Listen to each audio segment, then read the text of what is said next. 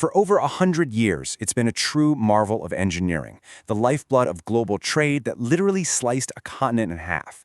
But today, the Panama Canal is facing a crisis, a huge one.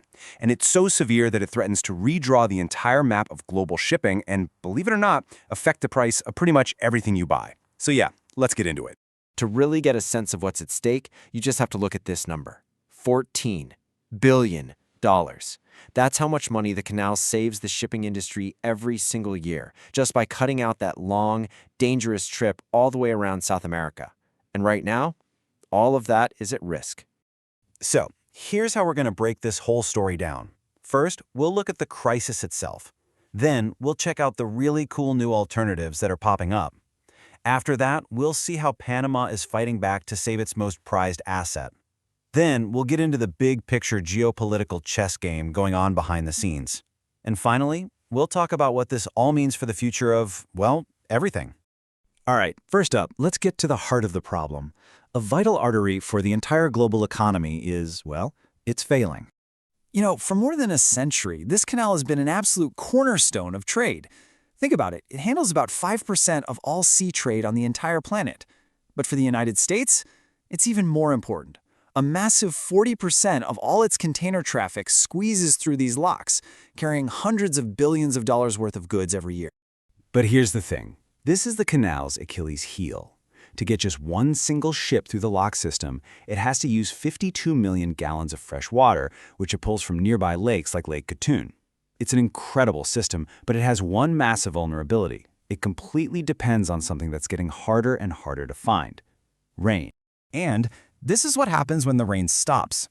The area is getting hit with one of the worst droughts anyone has seen in decades, and it's being supercharged by El Niño. The water levels in the lakes are just plummeting. So the Canal Authority had no other choice but to slash the number of ships allowed to pass by more than a third. There's just not enough water to go around. So why should you care about a drought happening hundreds of miles away? Well, because it hits you right in the wallet. When the canal gets backed up, the price of moving everything goes way up. Shipping companies are tacking on drought surcharges of up to $500 per container. And guess who ends up paying for that? We do, in the price of our clothes, our electronics, our food, everything. And if you want to see just how desperate things have gotten, check this out.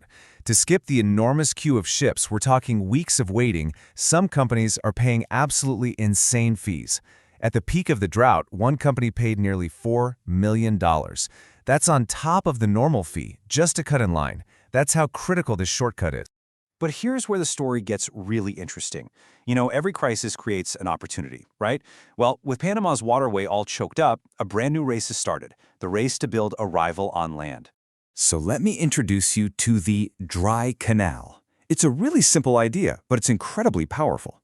Instead of floating a ship through water, you just unload all its containers at a port on one coast, zip them across the land on super-fast trains to a port on the other coast, and then load them onto a new ship.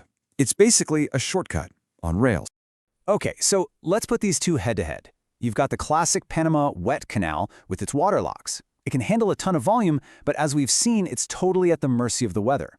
Then you've got the new challenger, the Mexican dry canal. It uses trains, so it dodges congestion and doesn't care how big the ships are. But you do lose time unloading and reloading every single container. It's a classic trade-off. And the leading contender in this new race is definitely Mexico. They are betting big, and I mean $7.5 billion big, on a project called the Interoceanic Corridor. They're reviving an old 300-kilometer rail line across the skinniest part of their country to create a land bridge that competes directly with Panama.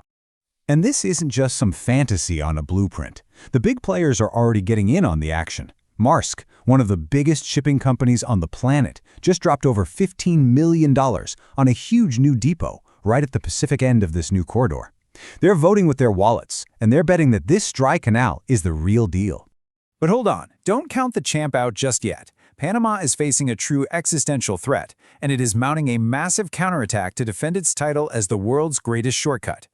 So, Panama is launching a full-scale survival plan. First, they're tackling the water problem head-on by building a massive new reservoir to basically future-proof the canal's water supply for the next 50 years. Second, they're boosting their capacity like crazy, building new terminals to handle another 5.5 million containers.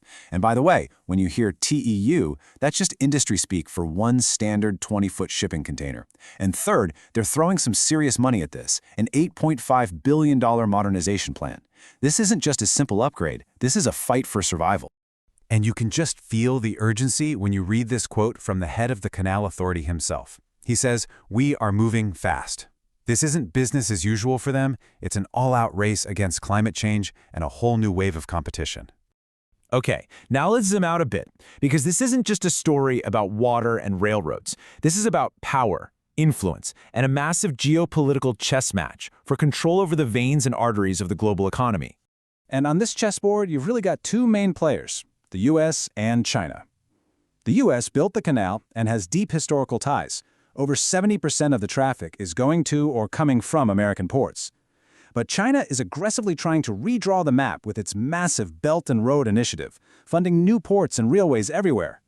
For a perfect example, just look at the brand new megaport in Chancay, Peru, a multi-billion-dollar project bankrolled by China designed to give South America a direct route to Asia that completely bypasses the Panama Canal. It's a clear strategic move.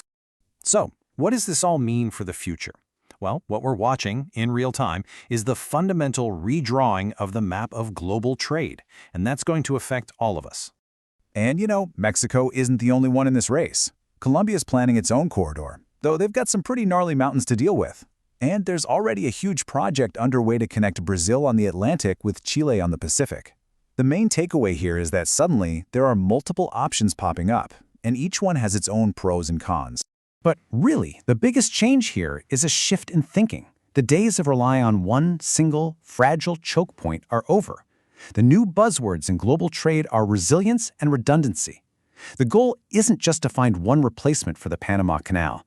It's to build a whole network of routes, so that if one gets knocked out, the whole system doesn't just grind to a halt.